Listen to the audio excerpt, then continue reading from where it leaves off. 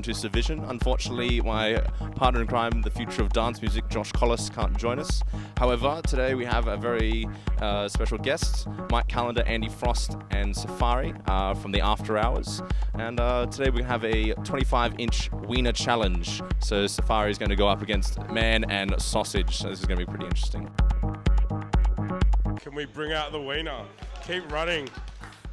This is what I'm really about, food eating competitions. Here with Mr. Mike Callander, Andee Frost, and Samuel Safari here for the guys from After Hours.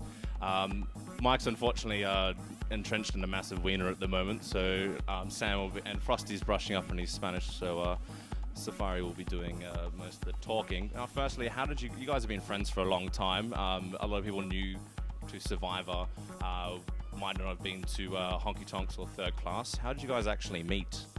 I met Mike at Honky Tonks on the side of the bar. I always thought that he was a really straight edge guy, didn't do anything really naughty or anything like that. He looked really nice all the time, really fresh. And I met Andee at Central Station. Oh, really? Yeah, when it was actually Central Station down in Swanson Street, at the basement. Yeah, that we then turned over to be here now, which he was upstairs. So I used to buy records from this guy, and I used to party with this guy. And then this guy started partying as well with us at Honky Tonks because he was running Gag Reflex and all the other things. And then one thing turned into the other, and we just, Basically, we met at Honky Tonks.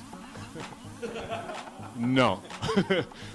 And then, No, we haven't finished. So from there, and then now with After Hours, was it Mike Delaney's idea to get together, or you just guys kind of just from each It was place? actually my idea. Did you have it in a dream, or what did you do? Well, no, like he had an idea to get other people involved with Mike, because Mike used to do Sorry Grandma's After Hours for what, a year or so. And basically I just told him, it was like, I think it's a better idea instead of what the combination that you want to have, which is a little bit hard because some of the other people have other arrangements to play in other places. It's better if you get the three of us to play no matter what every Sunday morning. And he kind of like just look at me like when I talk about the toilet DJs at Honky Tonks, and he just went, yeah. And here we are, 6 months later. I just realised the microphone's not on. Can you say all that again? Okay, so it was hard to convince Frosty because he actually goes, he at least he's got 5 hours more of DJing than us on that night. So it's Another club that doesn't pay sponsorship for this video, so we can't say the name. he does the House of Frost on Saturday nights, and it's hard to get him out of it. Well, he doesn't get out of it; he just comes afterwards. So it's pretty hard to to get it all together. On a slightly unrelated note, you guys are pretty much the last breed. I mean, there are a few younger guys coming through of vinyl players, but there is a bit of a resurgence in. I gave up on vinyl ages ago. Any particular reason? Because my arms aren't strong enough to pick up the record bags, so Those broad shoulders. I still do manufacture vinyl for my record label. Hall Music, plug. Nice wiener. But Frosty is the final frontier of. Oh, there's actually a new group of people coming through buying vinyl, but of all us older guys, there's not many left except Frosty. They don't have as good an osteopath as me, so they can't get their back fixed every week, basically. Sunday morning After Hours at the bottom end, and then Monday morning at the car. It pretty much goes straight on through.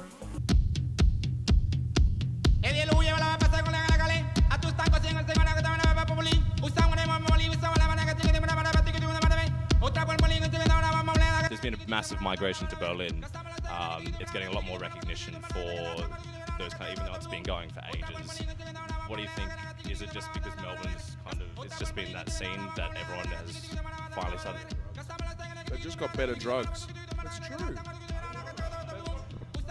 They really have. They've got better, cheaper drugs, and that en masse as a whole city. There's nothing different between there and here, except they have access to quality, cheap drugs. The difference is you can smoke in nightclubs, you know, and like if you're a young kid that hasn't been able to smoke in nightclubs and get good quality, cheap drugs delivered to your door, then I can totally see the appeal of Berlin. But apart from that, you know, Melbourne's got it going on. It is cheaper. It's cheaper to live. It's cheaper to live. You pay like 200-300 euros for an apartment. You know what I mean? Like for a room in an apartment. To work in a shop. How much do you get paid? Like what? I don't know, but if you are actually DJing, you are in the middle of in the midst of it. You know what I mean? Like most producers are in there. Most people are, you know, like there's heaps of records that we don't even get to see the light of, and they are sold in there. Like there's heaps of wax as well that will get sold at Hard Wax and everywhere else. It's just white labels. I disagree with that, Sam. But anyway, that's what we do. Agree to disagree.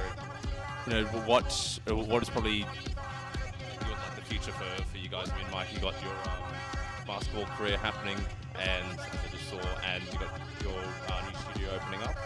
I do. I've got a little music production school called School of Synthesis opening up soon over yonder in the Pran Market, next to all the fruit shops and shit. And we're going to teach people how to make music. We're not doing DJ school, just production stuff. Yeah. I am currently working on Capacity and Warehouse as well with Kevin and Star and all the guys from Melbourne Music Week as well. And yeah, let's keep next week, which will be very interesting. I'm actually working on a new way to play, which I haven't tried yet, so it will be fun. And then many little projects that will come next year as well. I'm starting a fashion label and doing designer sunglasses. I haven't thought of it yet. Thanks very much. What are you doing? I'm probably front row and center every morning listening to you guys. That's probably about it. You know, I pour drinks. I got a new cocktail coming out. It's called Nicholas's Jar. Served in a jam jar. It's pretty delicious. That's probably about. Yeah. All right. Thanks very much for catching up with us, guys. I'll see you Sunday morning.